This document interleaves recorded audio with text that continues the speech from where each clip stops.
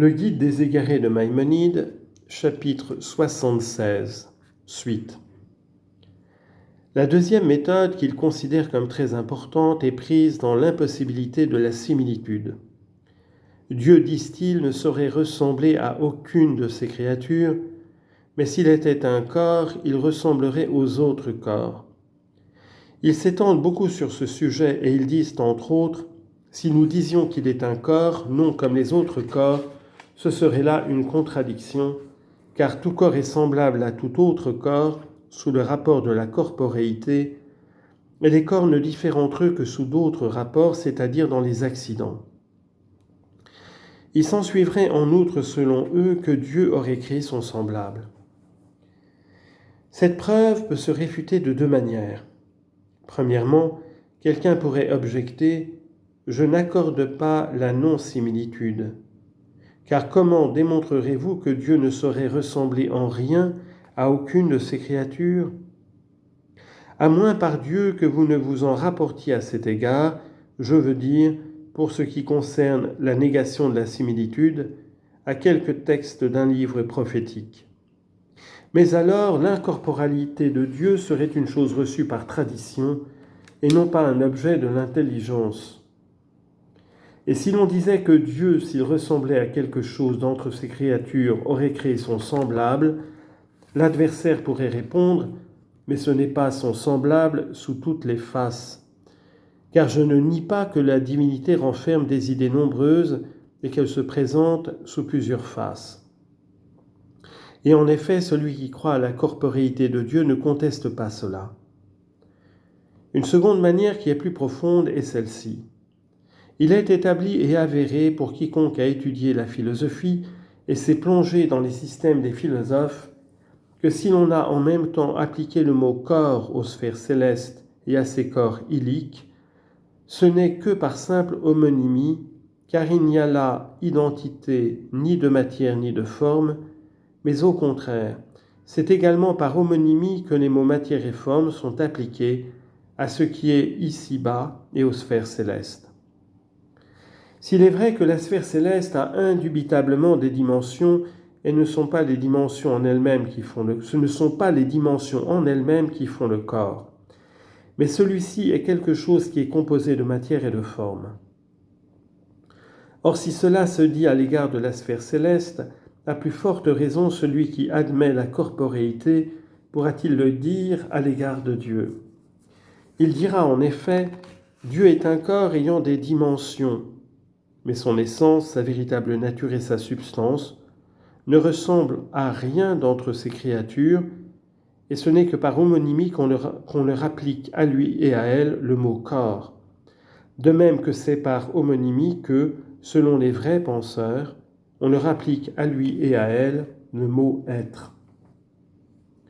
Celui qui soutient la corporéité n'accorde pas non plus que tous les corps soient composés d'atomes pareils, mais il dit que Dieu est le créateur de tous ces corps qui varient de substance et de nature.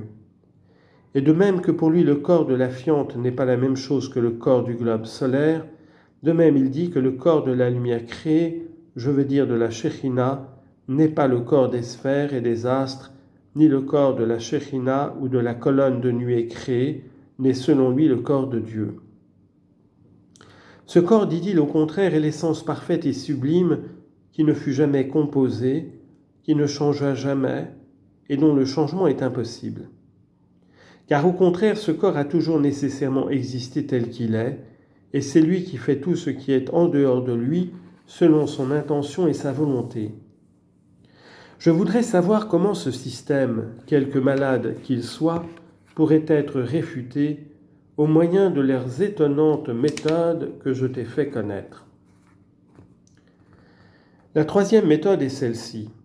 Si Dieu, disent-ils, était un corps, il serait fini, ce qui est vrai. Et s'il était fini, il aurait une certaine mesure et une certaine figure déterminée, ce qui est également une conséquence vraie. Or, disent-ils, quelle que soit la mesure et la figure qu'on suppose, Dieu en tant que corps pourrait être plus grand ou plus petit que cette mesure et avoir une figure différente de celle-là.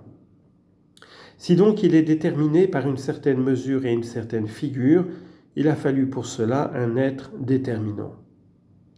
Cette démonstration aussi, je l'ai entendue vanter par eux, bien qu'elle soit plus faible que tout ce qui précède, étant basée sur la 10e proposition, dont nous avons déjà exposé toutes les difficultés qu'elle présente à l'égard même des autres êtres, puisqu'on suppose qu'ils pourraient avoir une nature différente de celle qu'ils ont, et à plus forte raison à l'égard de Dieu. Il n'y a pas de différence entre ces raisonnements-ci et ce qu'ils disent au sujet de la préférence accordée à l'existence du monde sur sa non-existence, et qui, selon eux, prouverait qu'il y a un agent qui en a préféré l'existence à la non-existence, l'une et l'autre étant possibles. Or, si on leur demandait pourquoi cela ne s'applique-t-il pas à Dieu, et pourquoi ne dit-on pas que, puisqu'il existe, ils doivent y avoir un être qui en ait préféré l'existence à la non-existence? Ils répondraient sans doute, c'est parce que cela conduirait à un enchaînement infini et qu'il faudrait nécessairement s'arrêter à un être nécessaire dans lequel il n'y ait point de possibilité et qui n'ait pas besoin d'un autre être qui le fasse exister. Et cette même réponse peut s'appliquer à la figure et à la mesure. En effet, pour que les figures et les mesures ne soient que d'une existence possible, il faut qu'elles s'appliquent à un être qui existe après ne pas avoir existé, et d'un tel être seulement on pourra dire « il était possible qu'il fût plus grand ou plus petit qu'il n'est réellement, et qu'il eût une figure différente de celle qu'il a, de sorte qu'il avait besoin d'un être, de sorte qu'il avait absolument besoin d'un être déterminant. » Mais pour ce qui est de la figure et de la mesure de Dieu, loin de lui toute imperfection et assimilation, le partisan de la corporéité dira « ce n'est point après ne pas avoir existé qu'il est arrivé à l'existence, de sorte qu'il ait eu besoin d'un être déterminant. Au contraire, son essence avec la mesure et la figure qu'elle a est ainsi d'une existence nécessaire.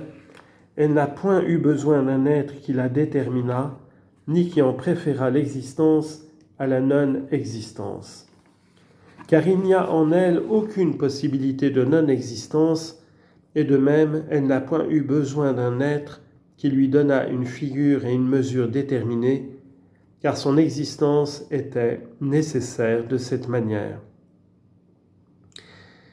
Et maintenant, ô lecteur, si tu préfères la recherche de la vérité, si tu rejettes loin de toi la passion, la croyance sur autorité et la prévention pour ce que tu étais habitué à respecter, et si tu ne veux pas t'abuser toi-même, regarde à quoi sont réduits ces penseurs, ce qui leur est arrivé et ce qui est sorti d'eux, car ils sont comme quelqu'un qui s'échappe de la cendre brûlante pour tomber dans le feu.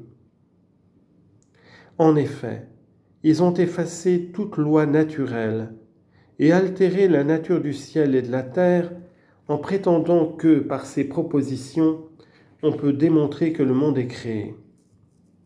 Mais loin d'avoir démontré la nouveauté du monde, ils nous ont détruit les démonstrations de l'existence, de l'unité et de l'incorporalité de Dieu, car les démonstrations par lesquelles tout cela devient clair ne peuvent être prises que dans la nature de l'être telle qu'elle est établie, visible et perçue par les sens et l'intelligence.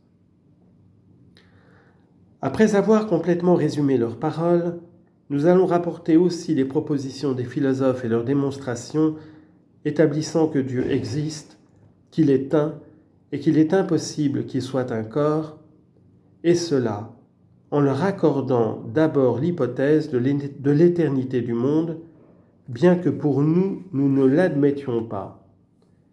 Ensuite, je te montrerai la méthode que, guidée par une spéculation vraie, j'ai adoptée moi-même pour compléter la démonstration de ces trois questions. Et enfin, avec l'aide du Tout-Puissant, je reviendrai m'engager avec les philosophes dans ce qu'ils ont dit de l'éternité du monde. Fin de la première partie du guide des égarés. Que le Seigneur vous bénisse et nous conduise à la vraie vérité éternelle et à sa charité infinie.